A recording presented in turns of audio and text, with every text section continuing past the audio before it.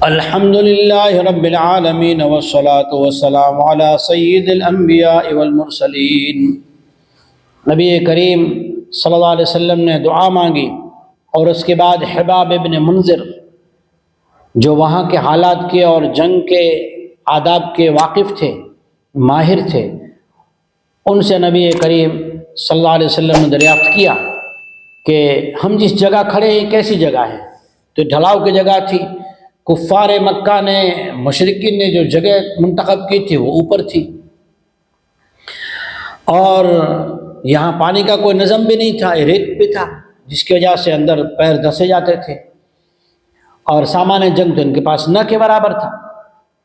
پھر حباب ابن منذر نے ایک اور جگہ منتخب کرنے کے لیے نبی کریم صلی اللہ علیہ وسلم کو رائے دی اور کہا کہ اگر اللہ کی طرف سے حکم ہے اور اللہ کا منشا کچھ بھی ہے ہمیں سمجھ میں نہیں آتا لیکن حکم ہے تو پھر ٹھیک ہے۔ تو کہا نہیں، یہ مشورہ ہے اور رائے ہے۔ تو کہا کہ چلیے پھر جگہ بدلتے ہیں، اور ایک جگہ حباب ابن منذر نے بتائی، وہاں جا کر دیکھا کہ ہاں یہاں پانی کا بھی ایک نظم ہے۔ تو ایک حوض کے اندر پانی جمع کیا گیا اور وہاں پڑاؤ ڈالا گیا۔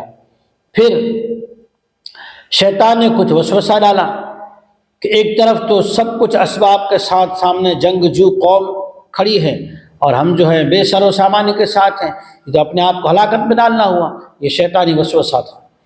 اللہ جل شانہ نے اپنی قدرت سمجھانے کے لیے اور سرور کائنات تاجدار مدینہ خاتم الرسل محمد مصطفیٰ صلی اللہ علیہ وسلم کی اطاعت ہی میں کامیابی ہے، یہ بتلانے کے لیے اللہ تعالیٰ نے کیا نعمت نازل فرمائی، سماعت کیجیے۔ اعوذ باللہ من الشیطان الرجیم، بسم اللہ الرحمن الرحیم۔ اذ یغشیکم النعاس امنۃ منہ وینزل علیکم من السماء ماء لیطہرکم بہ ویذہب عنکم رجز الشیطان ولیربط علی قلوبکم ویثبت بہ الاقدام۔ اس وقت کو بھی یاد کرو جب میدان جنگ میں اللہ رب العالمین نے تمہارے دلوں پر نیند اور اونگ ڈال دی، اور تاکہ اس سے تمہیں امن میں رکھ جائے۔ اللہ نے تمہاری آنکھوں پر اونگ ڈال دی تاکہ تمہارے دلوں کو سکون ہو جائے، اور دوسری نعمت آسمان سے پانی برسایا تاکہ تمہارے جسموں کو وضو اور غسل دونوں ہی کی حاجت کو پورا کر دیا جائے، پاک کر دیا جائے۔ اور تیسرے نام وَيُذْهِبَ عَنْكُمْ رِجْزَ الشَّيْطَانِ، تاکہ تمہارے دماغوں میں جو خیال ہے، شیطانی وسوسے ہے، شیطان جو حملہ کر رہا ہے وہ بھی ختم ہو جائے، اور تاکہ تمہارے دل مضبوط ہو جائے۔ پانچواں انعام وَيُثَبِّتَ بِهِ الْأَقْدَامَ، تمہارے قدم جم جائیں۔ حضرت علی رضی اللہ تعالیٰ عنہ کہتے ہیں اس جنگ کی رات میں ہم سب سو گئے تھے۔ ابن کثیر رحمۃ اللہ علیہ فرماتے ہیں کہ ابوبکر رضی اللہ تعالیٰ عنہ اور نبی کریم صلی اللہ علیہ وسلم کے لیے جو صاحبان بنایا گیا تھا جس میں آپ آرام فرما رہے، دعا فرما رہے تھے، پوری رات تہجد پڑھتے رہے، لیکن ابوبکر فرماتے ہیں حضور کو بھی یہ اللہ کا جو انعام آیا نیند کا، حضور کو بھی نیند آ گئی، حضور کو بھی تھوڑی دیر آنکھ لگ گئی۔ جیسے حضور بیدار ہوئے باہر کو تشریف لائے اور ابوبکر رضی اللہ تعالیٰ عنہ سے کہنے لگے ابوبکر سن۔